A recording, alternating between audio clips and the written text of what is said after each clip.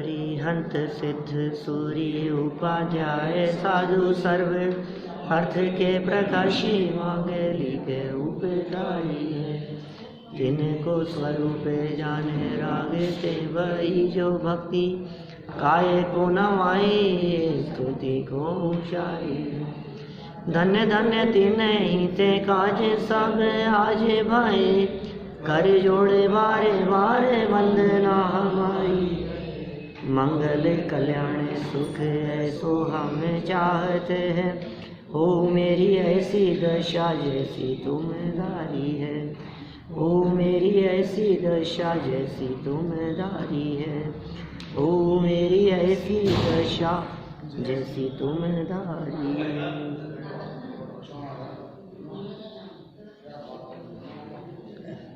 क्षत्र चूड़ामणि नामक ग्रंथ के आधार से यहाँ बहाना बनाने वालों का निषेध किया। यहाँ यह कहा कि ये सब अस्थिर बुद्धि वाले जीवों को तकलीफ़ होती है।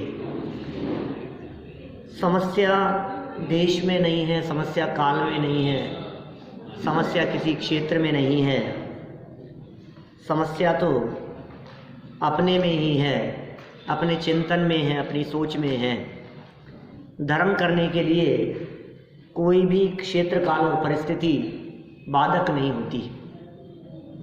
किसी भी अवस्था में कहीं भी धर्म किया जा सकता है, लेकिन ये जीव अपनी बुद्धि की अस्थिरता के कारण स्वयं ही दुखी होता है, स्वयं ही खेद खिन्न होता है। देखिए, ये 54 नंबर का श्लोक कल जो यहाँ चल रहा था, इसके विशेषार्थ से हम बात को आगे बढ़ाते हैं। पेज नंबर है 162, 162 नंबर पेज, श्लोक नंबर 54, 54 नंबर का श्लोक, विशेषार्थ। बाह्य प्रतिकूलताओं का बहाना करने वालों को यहाँ स्पष्ट शब्दों में समझाया है। किसका बहाना करते हैं? परिस्थितियाँ हमारे हिसाब से नहीं है, क्या करें, ये हमारे हिसाब से नहीं चल रहे। समाज में बहुत विरोध है, घर में बहुत विरोध है, परिवार में बन नहीं रही है, बिजनेस में ऐसे झमेले आ गए हैं कि क्या करें, फ्री नहीं हो पा रहे हैं। कितनी तरह की बातें हम लगाते हैं, और इन सब में यदि कटौती कहीं होती है तो सिर्फ यही होती है। आपको कितनी बड़ी बड़ी समस्याएं हो रही हों, आप उन समस्याओं में कभी ऐसा नहीं करते कि मेरे पास टाइम की कमी है इसलिए मैं 2 की जगह 1 ही टाइम भोजन कर रहा हूँ। ऐसा नहीं होता। आपके पास में टाइम की यदि कमी हो तो आप ऐसा कभी नहीं करते कि घर गृहस्थी के कामों को बंद कर दें। आपके पास यदि पैसे की कमी है, कोई तकलीफ़ आ रही है, तो आप ऐसा नहीं करते कि दूध 2 किलो की जगह 1 किलो लेना शुरू कर दें। आप ऐसा नहीं करते कि ये न्यूज़पेपर वाला रोज़ाना न्यूज़पेपर डालता है, कम से कम ये तो कम करो, बंद करो, न्यूज़पेपर की ज़रूरत नहीं है। ये जो केबल कनेक्शन घर में लिया है, ये महीने के महीने जो ले जाता है ना पैसे, इसको कम करो। कभी आपको लगता है ऐसा पैसे की कमी हो जाने पर? जब थोड़ा नुकसान होता है तो आप किस चीज़ में कटौती करते हैं, ये बतलाइए। इसमें ज़रूर करेंगे कि कोई आपसे दान लेने के लिए आए तो नहीं अभी नहीं दे सकता, अभी टाइट चल रही है स्थिति। आपकी जो स्थिति टाइट चल रही है, उस टाइट स्थिति को लूज करने के लिए आपने क्या किया? कटौती कहाँ की?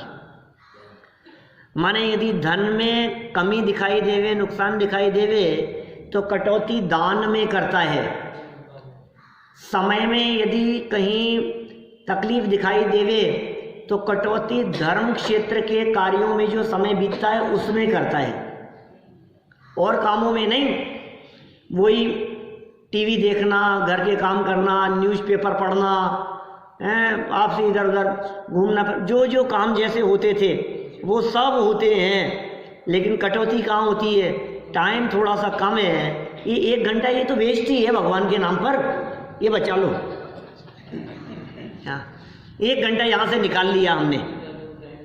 तो ये कह रहे हैं कि भाई सुन, तू कौन से प्रतिकूल देश क्षेत्र काल परिस्थिति की बात कर रहा है? तू बहाना बनाता है, ये बहाने मत बना इस काम के लिए। इस काम को गैर जरूरी मत समझ।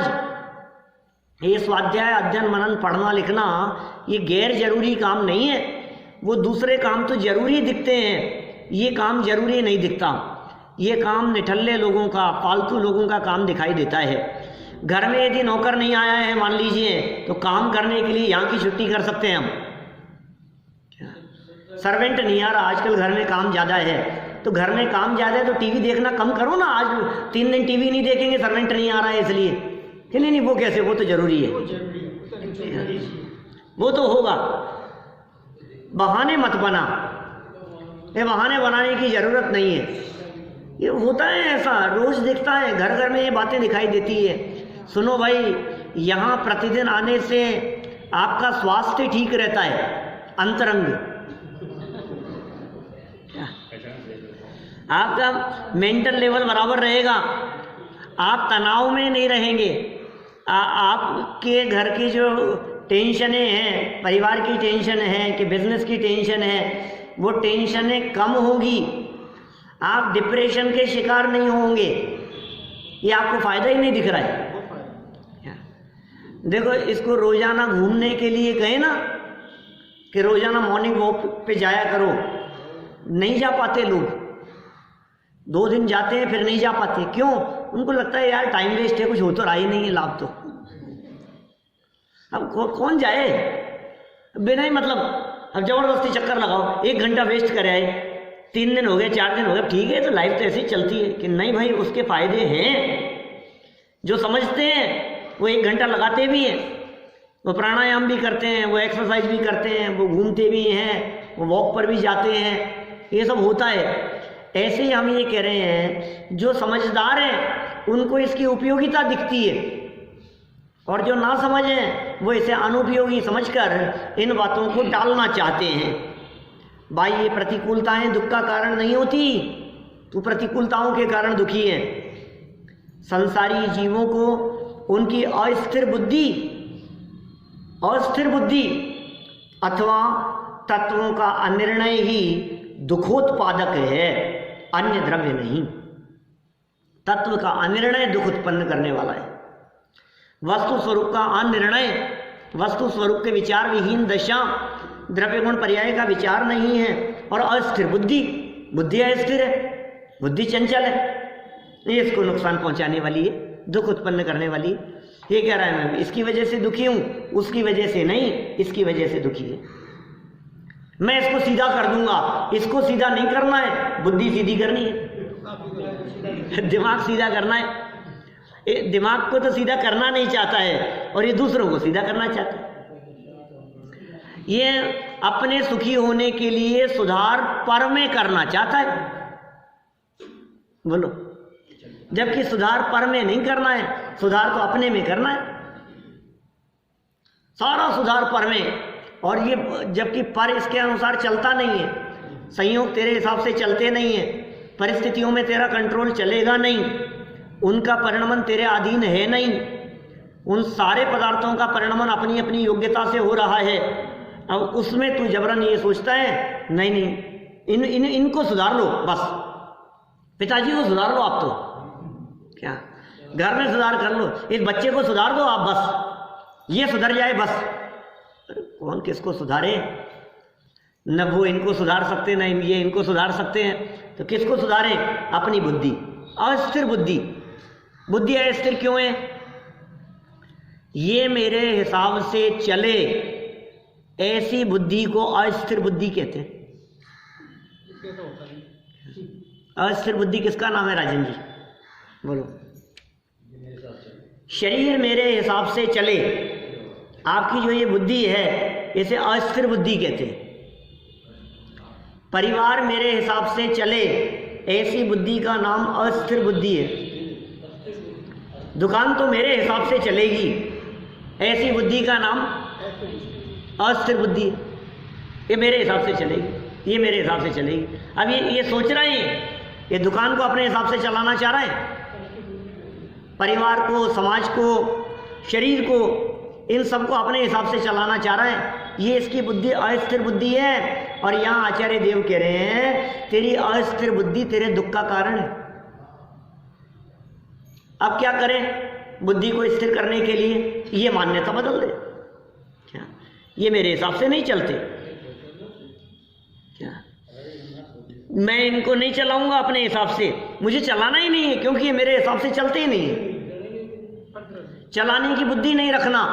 शरीर जैसा चल रहा है, जैसा चल रहा है, मैं क्या चलाऊं इसको? देखो अभी भूमि का अनुसार गृहस्थ दशा में, घर गृहस्थी में रहते हुए जिस भूमिका में भी आप हम हैं, हमें इस तरह के विकल्प आते हैं। किसी को ऐसा लगे, मान लो कि भाई कहते तो ये हो और करते ऐसा हो। अरे भाई क्या करें, कहते तो वही हैं जो जिनवाणी कह रही है, क्या तो फिर करते क्यों नहीं हो? कि भूमि का अनुसार करने का विकल्प भी आता है। फिर जितना राग, जितनी कषाएं, जितना जैसा, अब हमारा भी तो नहीं चलता है ना उसमें, हम क्या करें? तो भूमि का अनुसार जितनी परिस्थिति बनती है जैसी, तद अनुसार विकल्प भी आते हैं। ज्ञानियों को विकल्प नहीं आते। अभी क्लास लेकर के आया मैं, वहाँ क्लास चलती है ना सुबह स्मारक में, तो अभी का प्रकरण बतला रहा हूँ, सुबह का आ गया होगा, वहाँ डाल देते हैं वो चैनल पे, सुनोगे तो। क्रमबद्ध की क्लास चल रही थी, उसमें ज्ञानियों की श्रद्धान, ज्ञानियों का श्रद्धान माने मान्यता, और उनके वचन व्यवहार, इन दोनों में अंतर देखा जाता है। अब जो इस अंतर को देखकर उन्हें ये कहें कि ये मायाचारी है, वो वस्तु स्वरूप समझ नहीं रहा। ये वस्तु स्थिति है भाई। श्रद्धा के लेवल पर बदलाव अलग चीज है और वाणी के स्तर पर बदलाव अलग चीज है। और दो एग्जाम्पल दिए उन्होंने वहां, अभी पढ़े मैंने, एक अमृत चंद्राचार्य का और एक टोडरमल जी का।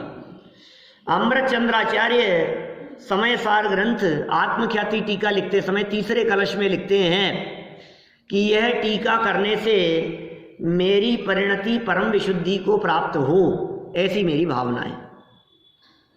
क्या क्या लिखा, समझ में आ रही है कुछ बात? ऊपर से तो नहीं जा रही? वे ऐसा लिखते हैं कि मैं जो ये टीका लिख रहा हूं, इस टीका को करने से मेरी परिणति विशुद्धि को प्राप्त हो, माने मैं ये जो कर रहा हूं, मैं कर रहा हूं। फिर अंतिम कलश में जाकर वे कहते हैं कि इसमें अमृत चंद्र सूरी का कुछ कर्तृत्व नहीं है। ये पहले तो काम मैं कर रहा हूं, अब फिर कहा मैंने कुछ नहीं किया है। ये तो शब्दों की रचना अपने आप ही हो गई है। टोडरमल जी लिखते हैं, मैं ये जो मोक्ष मार्ग प्रकाशक ग्रंथ लिख रहा हूं, मैं सम्यक ज्ञान चंद्रिका की टीका लिख रहा हूं, एक तरफ ऐसा किया, फिर अंत में लिखा इसमें मेरा कुछ नहीं है, योग और उपयोग ये तो मेरा था, ज्ञान राग तो मेरो मिलो, और लिखना और करना ये सब तन का काम था। ये वेद विज्ञान भी वर्त है। ऐसे सम्यक दृष्टियों का उदाहरण दिया। सम्यक दृष्टि ज्ञानी जीव पर का कर्ता धर्ता या पर पदार्थों को अपना कहते हैं कि नहीं कहते? ये कहते हैं। तो मानते हैं कि नहीं मानते? ये नहीं मानते। कि मानते नहीं है फिर भी कहते हैं, ऐसा ही स्वरूप। ये बैलेंस रखना पड़ेगा। माने यदि ये बैलेंस नहीं है तो काम नहीं चलेगा। फिर आप कहो साहब मैं पर का कर्ता धर्ता नहीं हूं, अब आप हर जगह पर मैं नहीं हूं करता, मैं नहीं हूं करता, मैंने नहीं किया, आप ऐसे ही कथन कहते रहोगे, लोक व्यवहार नहीं चलेगा। तुमने ऐसा क्यों किया? ये कथन है। श्रद्धा ये है कि कोई कुछ कर नहीं सकता, होगा वही जो अपने उदयानुसार परिस्थिति होगी। और फिर भी आरोप आता है तुमने ऐसा क्यों किया? व्यवहार है। व्यवहार में ऐसे वचन कहे जाते हैं। कि ऐसे वचन क्यों कहते हो कि अभी गुणस्थान चौथे से ज्यादा तो नहीं है, इतना ही तो होगा ना, पहला होगा कि चौथा होगा, पांचवें के तो लक्षण दिखते नहीं है। पांचवें के लक्षण में तो प्रतिमाधारी होते हैं, छठे सातवें के लक्षण में तो मुनि होते हैं।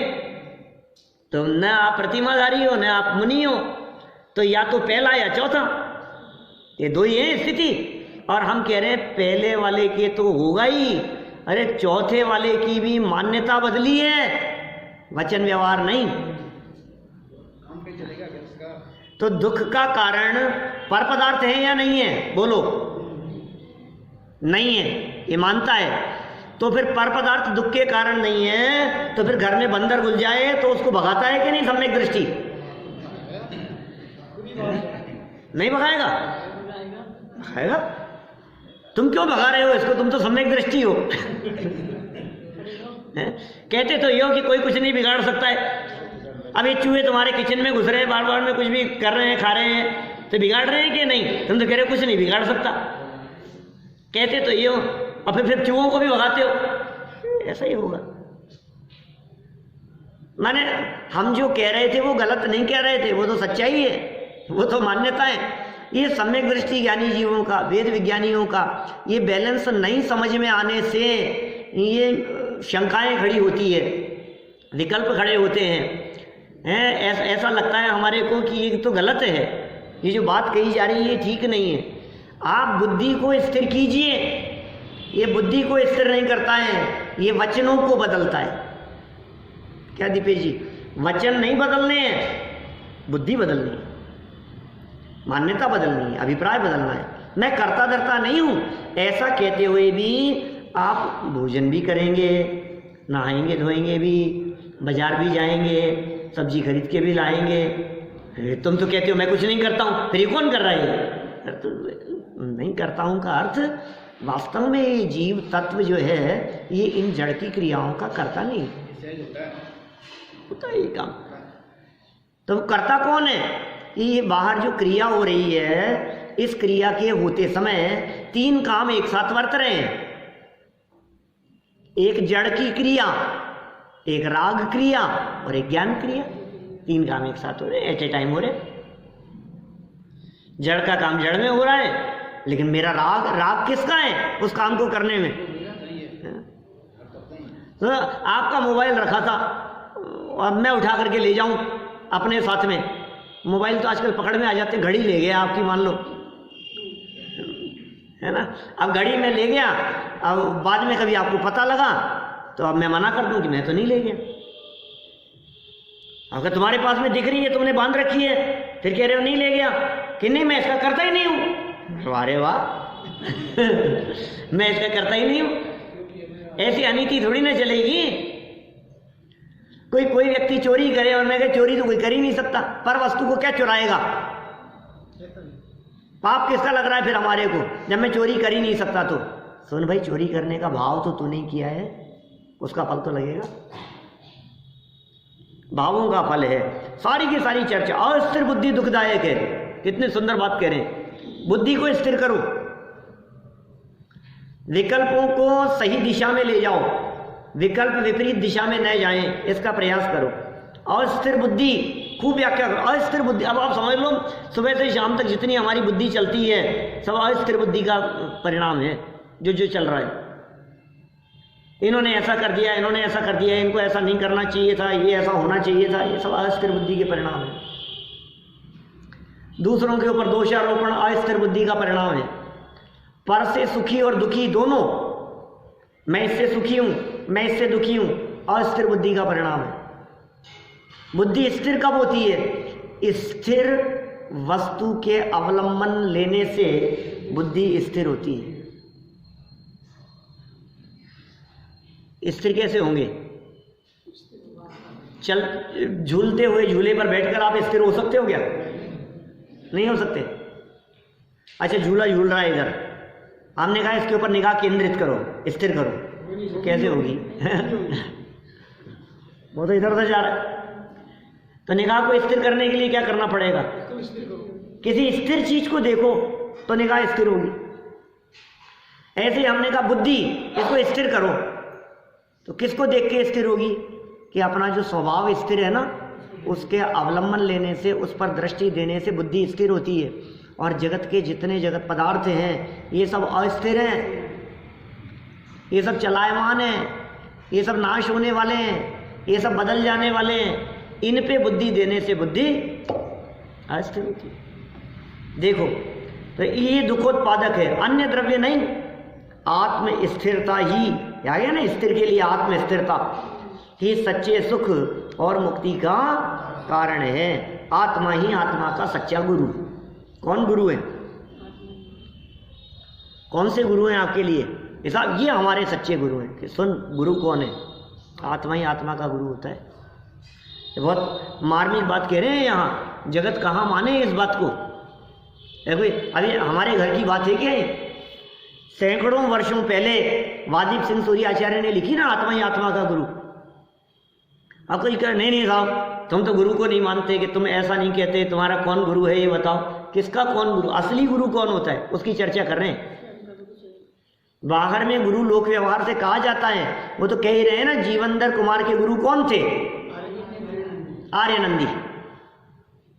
आत्मा ही आत्मा का गुरु होता है कि आर्यनंदी गुरु से?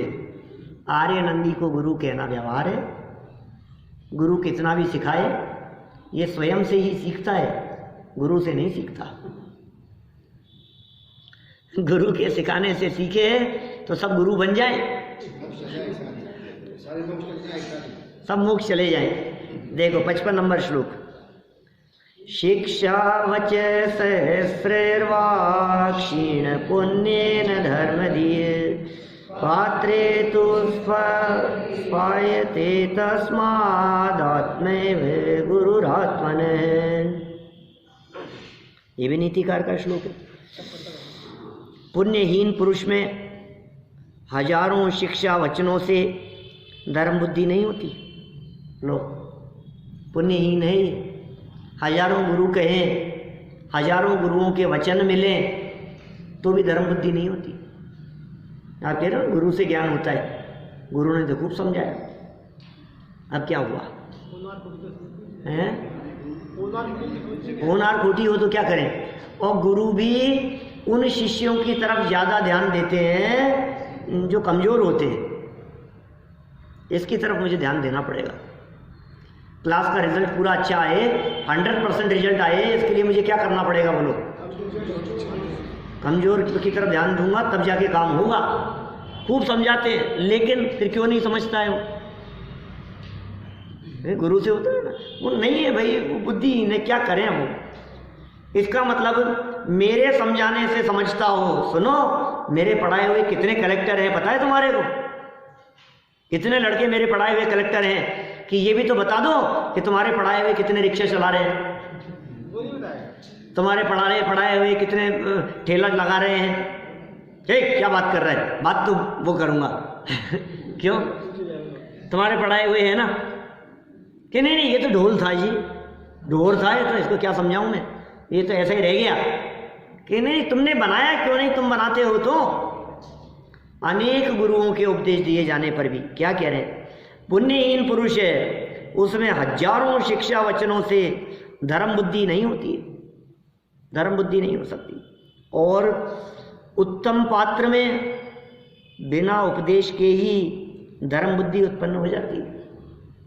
उत्तम व्यक्ति दिखाई देते हैं, किसी ने नहीं समझाया, समझ आ गई अपने से।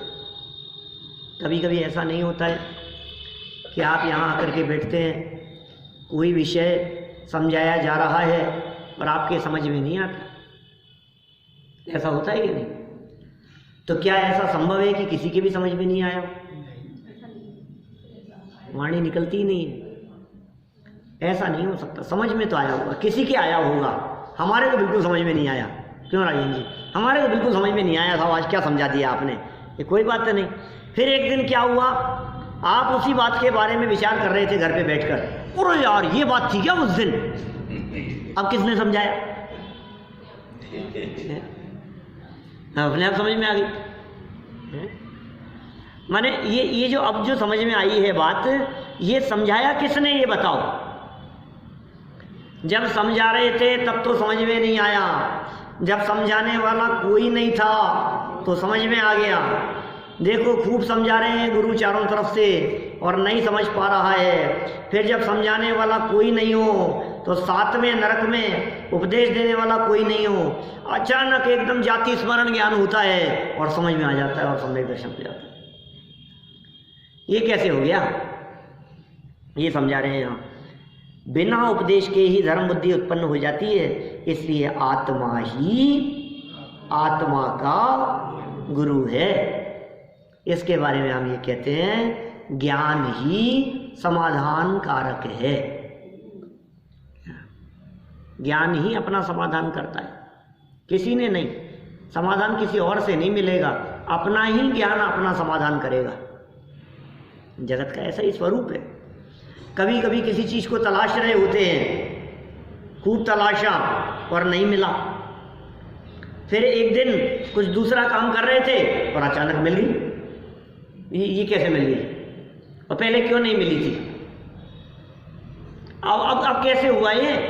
उस दिन तो मर के पच गए थे, 3 घंटे हो गए हमारे को बुद्धि लगाते हुए, ढूंढते हुए, और मिल नहीं रही है चीज, ढूंढने से नहीं मिल रही है। और फिर बैठे शांति से बैठ करके चाय पीने लगे और एकदम याद आई, अरे मिलेगी कहाँ से, वो तो मैंने 1.5 महीने पहले उनको दी थी।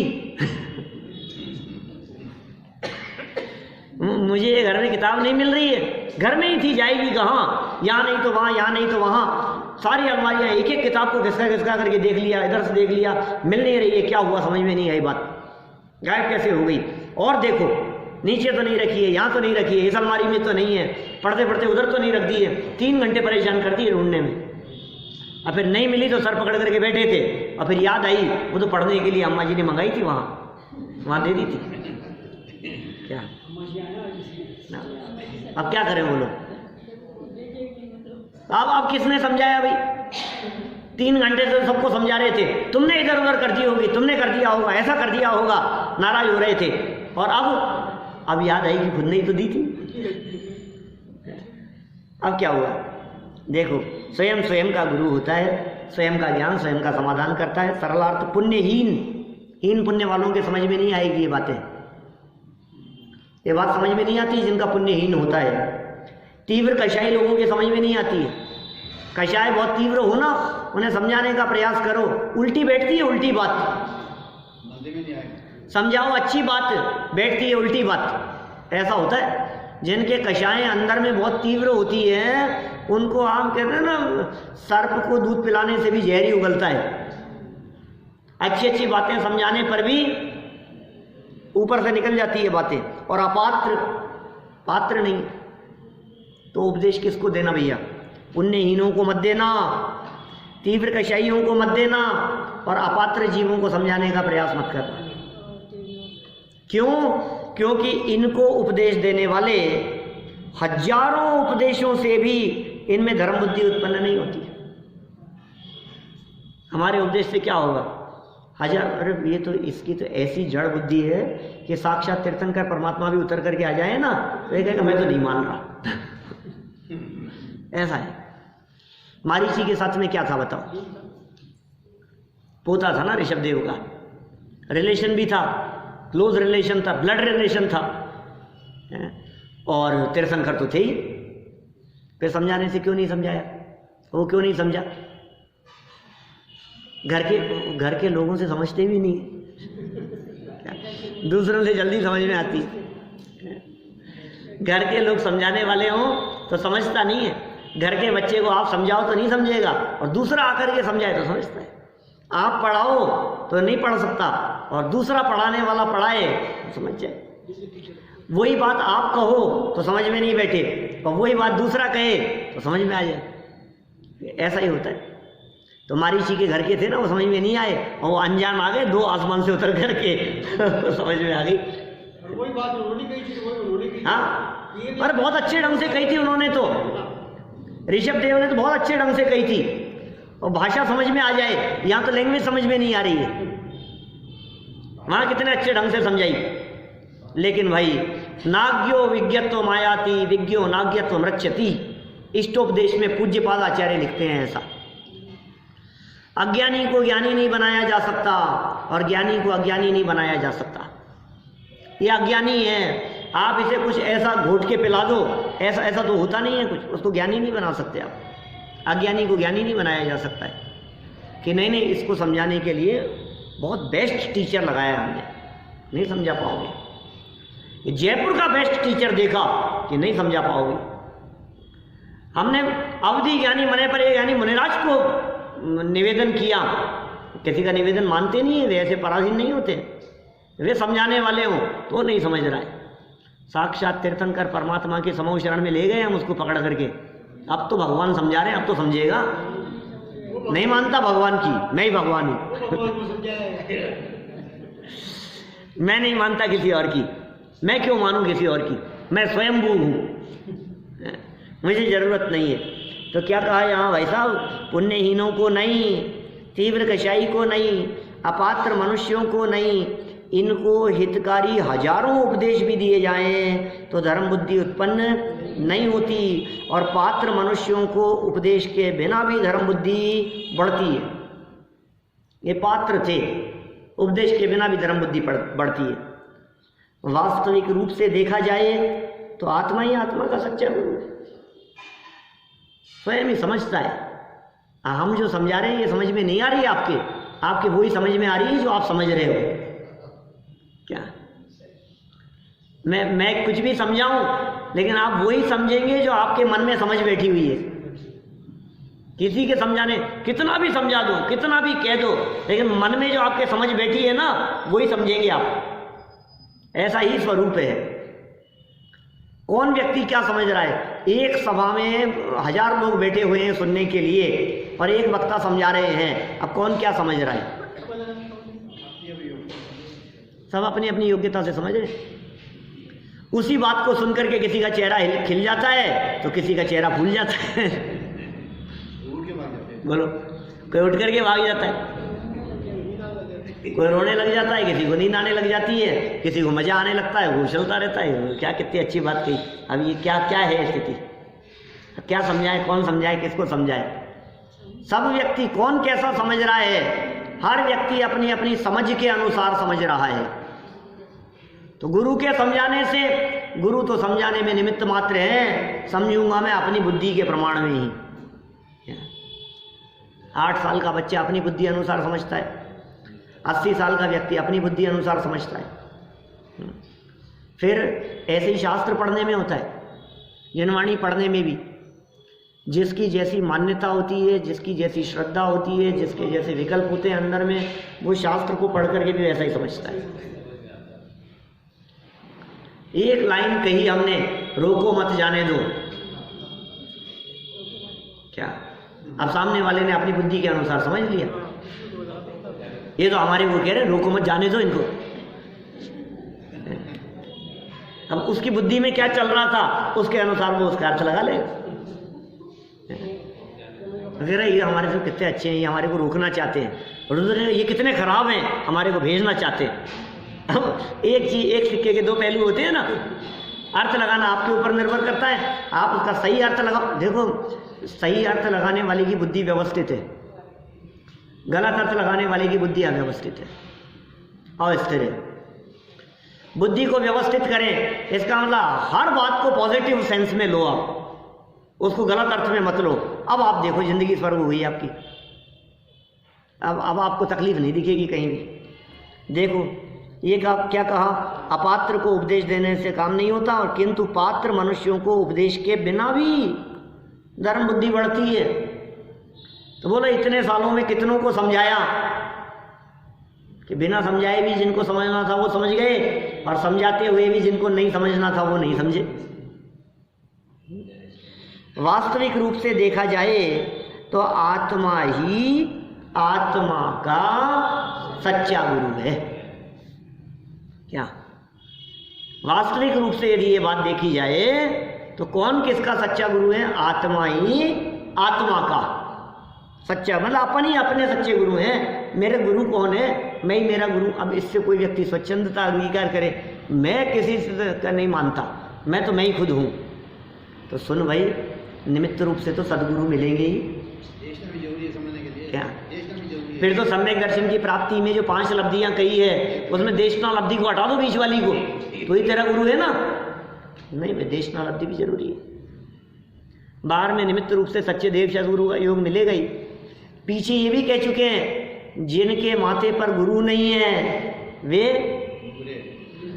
निगुरे हैं, मतलब वो उनका तो अनर्थ होगा ही होगा। जिनके लाइफ में कोई गुरु नहीं है, समस्या के समाधान हो जाने पर जो किसी से समाधान नहीं लेना चाहते, जिन्हें किसी का समाधान नहीं चाहिए, जो स्वयं ही स्वयं का निर्णय करने की बुद्धि रखें, बोले वो तो अहितकारी हो जाएगा काम।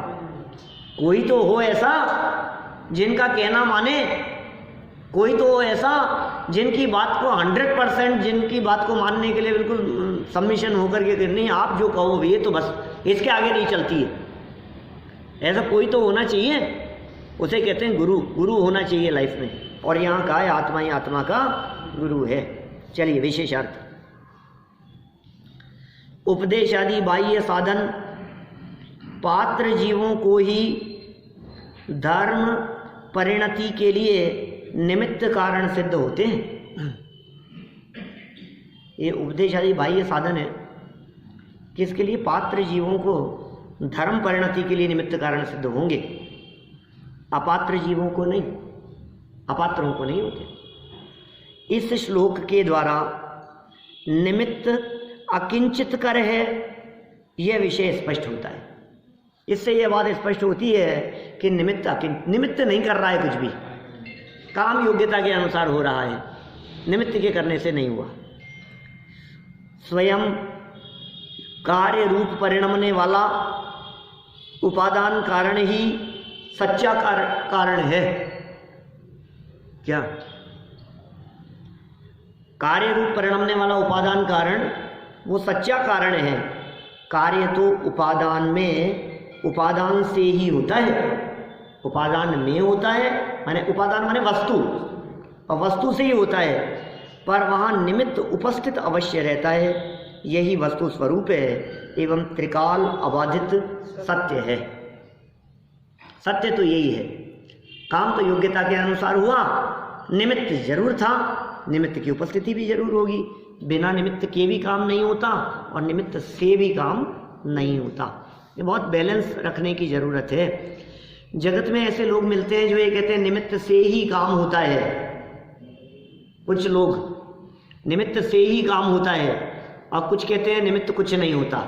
दोनों ही भ्रम में हैं। निमित्त अवश्य होता है, लेकिन निमित्त होता है, निमित्त से नहीं होता। ठीक है, काम वस्तु की योग्यता से होगा, लेकिन निमित्त की उपस्थिति में होगा। ऐसा बैलेंस जरूरी है। चलो, धन से उन्मत्त जीवों का स्वरूप। आप किन की चर्चा कर रहे हैं? अब आप किसकी बात कर रहे हैं? धन जिनके माथे पर है, धन से उन्मत्त दिखाई देते, नशे में हैं ऐसे जीव। न शृण्वन्ति न बुध्यन्ति न प्रयान्ति च सत्पथम प्रयान्तोऽपि न कार्यान्तं धनान्धा इति चिन्त्यताम्। लो, धन में अंधे हैं, ये तो समझा लो, हे कुछ नहीं, मैं सब कर लूंगा, इतना पैसा है मैं सब निपटा लूंगा। क्या? ये पैसे से निपटा लेगा सारा काम। न शृण्वन्ति, सुनते ही नहीं है। न बुध्यन्ति, जानते नहीं है, समझते नहीं है, सुनते नहीं है और उस पर चलते नहीं है। न प्रयान्ति, चलते नहीं है। न प्रयान्ति च सत्पथम, सच्चे मार्ग पर चलते नहीं है। न शृण्वन्ति न बुध्यन्ति न प्रयान्ति च सत्पथम, सत्पथम प्रयान्ति न, सत्पथम सच्चे मार्ग पर, प्रयान्ति न, नहीं चलते हैं, नहीं गमन करते हैं। तो फिर क्या होगा उनका? धन में अंधे हैं, धन में अंधे हैं, ऐसा विचार करो। देखो नीतिकार अन्वयार्थ, धन से अंधे पुरुष, अंधे, आंख से अंधे नहीं है, आंख से सब दिखता है। अरे अंधे क्यों कहते हो हमारे को? सब दिखता है हमारे को। कि नहीं दिखता है तुम्हारे को? तुम्हारी आंखों पे पट्टी चढ़ी है, किसकी? धन की। धन की पट्टी चढ़ी, किसी पे मोह की पट्टी चढ़ी होती है। जिनकी आंखों पे मोह की पट्टी चढ़ी हुई होती है, उन्हें जिसके प्रति मोह है उसकी गलतियां भी गलतियां नहीं दिखती। वो मोहांध है, उसको गलती नहीं दिख रही है। और कुछ ऐसे होते हैं जिनके हृदय में जिनके प्रति मोह नहीं होता, उनकी सही बातों में भी गलतियां दिखती हैं। अंधे लोगों की बात, कई तरह के अंधे हैं। धन से अंधे पुरुष आत्मा की उन्नति के सच्चे मार्ग को न शृण्वन्ति, न तो सुनते। अंधे हैं धन में, समझाओ किसी को, देखो किसी पैसे वाले को लाओ यहाँ समझाने के लिए, आसान नहीं है लाना। अरे यार क्या ये सब तो गरीब लोगों के काम है। खूब है मेरे पास तो। ये धर्म ध्यान वो लोग करें जिनके पास में पैसा नहीं हो, भगवान के पास में वो जाएं जिनके पास में धन नहीं हो, जिनको लेना हो। अपने पास तो वैसे ही खूब दिया है भगवान ने। मेरे पास तो लोग आते हैं, मेरे पास तो लोग मेरे पास आते हैं लेने के लिए, मैं क्यों जाऊं किसी के पास में। तो क्या कह रहे हैं, ऐसे अंधे पुरुष आत्मा की उन्नति के सच्चे मार्ग को न तो सुनते हैं और न जानते, न बुद्धियंती, और न उस पर चलते ही। सुनते नहीं है, जानते नहीं है, चलते नहीं है। खुद में अकल नहीं, दूसरे की माने नहीं। खुद में तो अकल नहीं है क्या, ये तो कहते हैं जानते नहीं है। खुद में अकल नहीं मतलब जानते नहीं है, और दूसरे की माने नहीं, इसका मतलब है सुनते नहीं है। अब क्या करें, और चलने का तो सवाल ही नहीं। कदाचित सतपथ पर चलें तो भी कार्य के अंत तक नहीं पहुंचते। कदाचित सच्चे मार्ग पर भी चल जाएं, लेकिन अंधे हैं अभी, धन में अंधे हैं, मार्ग सच्चा पकड़ा है तो क्या होगा, अंत तक नहीं पहुंचते। ऐसा धनिक पुरुषों के विषय में तुम विचार करो। कौन विचार करे, जीवनधर। कह कौन रहा है, आर्यनंदी। सुनो भाई, तुम पैसे वालों के संदर्भ में विचार करना, वो मोक्ष मार्गी नहीं होते, उनको भटकने के चांस ज़्यादा होते। सारे पैसे वालों पे बात लागू नहीं होती है ना। ये उन्हीं पैसे वालों पर बात लागू है जो पैसे से अंधे हैं। देखो, पैसे की उपस्थिति अंधेपन का सूचक नहीं है। पैसा बहुत है लेकिन अंधे नहीं है, समझदार हैं। और पैसा थोड़ा है तो फिर भी अंधे हो गए उसमें। सरल अर्थ, धन मद से उन्मत्त अंध व्यक्ति कल्याणकारी आत्मोन्नति के यथार्थ मार्ग उपाय को न तो सुनते हैं, न जानते हैं, और न सन्मार्ग पर चलते ही हैं। ये तीनों काम उनके नहीं होते। यदि कदाचित सन्मार्ग पर चलें तो भी बीच में रुक जाते हैं, पूर्णता को नहीं पहुंच पाते। इसलिए हे कुमार, तुम्हें धनांध पुरुषों के विषय में ऐसा विचार करना चाहिए। समझा दिया आर्यनंदी ने, ये बात, विशेष बात समझा दी कि भाई ऐसा होता है। देखो, तुम स्वयं तो अंधे बनना मत धन को प्राप्त करके, और दूसरे कोई व्यक्ति को देखकर समझ जाना कि यार ये अंधा हो गया है इसलिए ऐसा काम होता हुआ दिखाई दे रहा है। विशेषार्थ, किसी भी अनुकूल या प्रतिकूल पर्याय रूप ही जीव अपने को मान लेता है तो भी उसे अंध ही कहते हैं। माने धनांध की जो बात कही है ना, दो तरह के धन में अंधे होते हैं व्यक्ति। एक जिनके पास में बहुत धन है वे धनांध हैं, और एक जिनके पास में बिल्कुल धन नहीं है वे भी धनांध हो सकते हैं। और वो कैसे होंगे, वो ऐसे होंगे कि धन धन के पीछे भागते रहते हैं। मेरे पास नहीं है, मेरे पास नहीं है, मुझे चाहिए। उनको धन धन दिखता रहता है।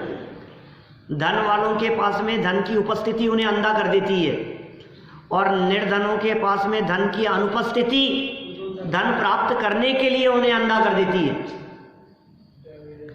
जितने चोर लुटेरे आदि दिखते हैं ये धनांध हैं। ये चोरी क्यों करने लग गए, धन दिख रहा है उनको, मिल जाएगा। कि तुम्हें सही गलत नहीं दिखता है क्या, अंधे हो गए। क्या सही है, क्या गलत है, क्या चोरी है, क्या न्याय अन्याय है, कुछ नहीं विचार करते हैं। तो दोनों तरह के बेईमान हो, दोनों तरह के लोग अंधे हो गए, धन वाले भी और निर्धन भी। इसलिए दाम बिना निर्धन दुखी और तृष्णावश धनवान दुखी, दोनों दुखी हैं। गुरु आर्यनंदी जीवनधर कुमार को मार्गदर्शन करते हुए कहते हैं कि हे कुमार, तुम अपने जीवन में किसी प्रकार से अंधे मत बनना, धनांध मत बनना, ज्ञानांध भी मत बनना। तुम्हें सभी प्रकार की अनुकूलताएं मिल चुकी हैं, अतः तुम्हारा जीवन आदर्श बने, यही हमारा अंतिम उपदेश और आशीर्वाद है। ये सारी नीतियाँ जो बतलाई इन्होंने, अंतिम उपदेश दे दिया, आशीर्वाद दे दिया, धन को प्राप्त करके अंधे मत हो जाना, पद को प्राप्त करके अंधे मत हो जाना, प्रतिष्ठा मान सम्मान मिले तो अंधे मत हो जाना, ये सब मिलता हुआ दिखाई देता है। और पीछे भी ये श्लोक कह दिया था, जिसके पास में धन, ऐश्वर्य और प्रभुत्व, शरीर ये सब मिले, उस व्यक्ति का संभलना बड़ा मुश्किल है। तुम्हें मिल रहा है इसलिए तुम इसमें फंस मत जाना, ये हमारा अंतिम उपदेश और अंतिम आशीर्वाद है तुम्हारे लिए। अब गुरु आर्यानंदी का वन में प्रस्थान कल होगा।